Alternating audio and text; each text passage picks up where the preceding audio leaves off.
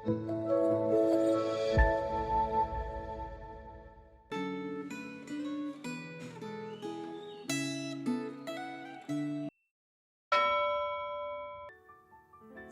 jemaat kasih dalam Tuhan, kita bersyukur hari ini kita boleh kembali merenungkan firman Tuhan tanggal 22 Januari 2026 dengan tema Imam Besar Agung yang unik yang terambil dari Ibrani pasal yang kelima. Sebelum kita merenungkan firman Tuhan, mari saya mengajak kita terlebih dahulu berdoa kepada Tuhan. Mari kita berdoa. Tuhan, siapkan hati kami untuk mendengar firman-Mu, dan biarlah Allah Roh Kudus memampukan kami untuk memahami firman Tuhan dan melakukannya di dalam hidup keseharian kami.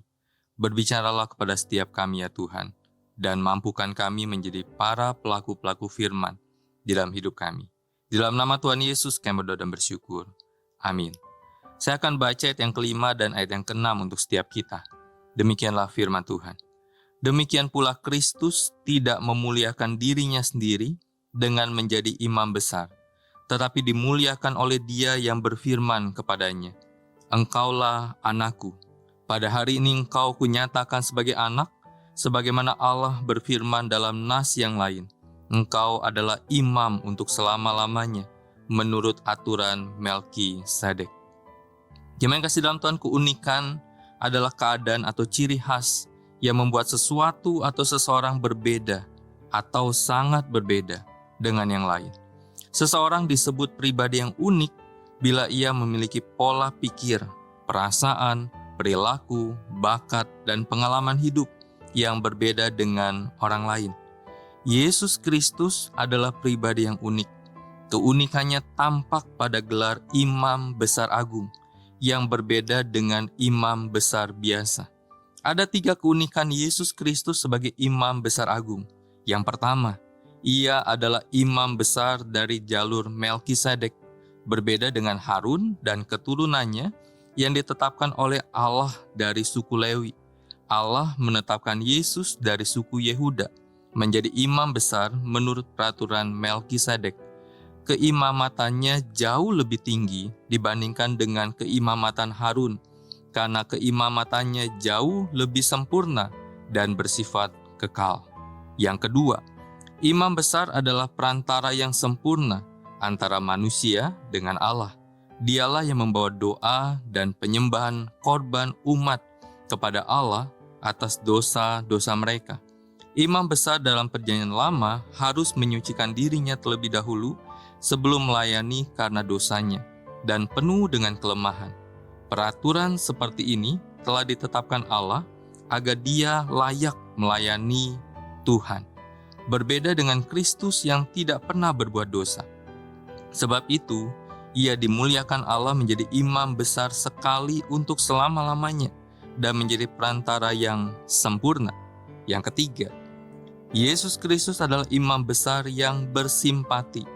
Yesus adalah Allah, tetapi Dia juga manusia. Waktu berinkarnasi menjadi manusia, Dia persis sama seperti kita. Lahir dari seorang manusia, punya tubuh, pikiran, perasaan, dan hati seperti kita. Yang membedakannya adalah kita berdosa, sedangkan kemuliaan dan kemanusiaan Yesus tidak berdosa. Hal-hal yang bukan dosa, Dia mengalami semua yang dialami manusia. Dia bisa lapar, bisa haus, bisa lelah, bisa tidur, bahkan bisa mati. Dengan keadaan dan kelemahan-kelemahan seperti itu, ada manfaat lain bagi kita, yaitu imam besar yang dapat turut bersimpati dengan kita. Kemanusiaan Yesus Kristus dapat bersimpati terhadap diri kita.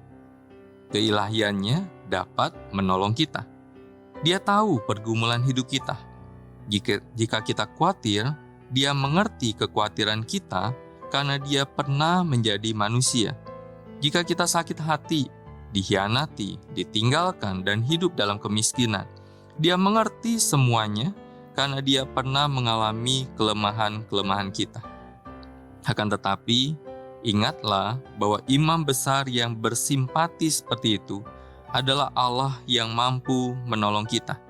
Dalam 1 Petrus pasal 5 ayat yang ke-7 dikatakan, "Serahkanlah segala kekhawatiranmu kepadanya, sebab Ia memelihara kamu.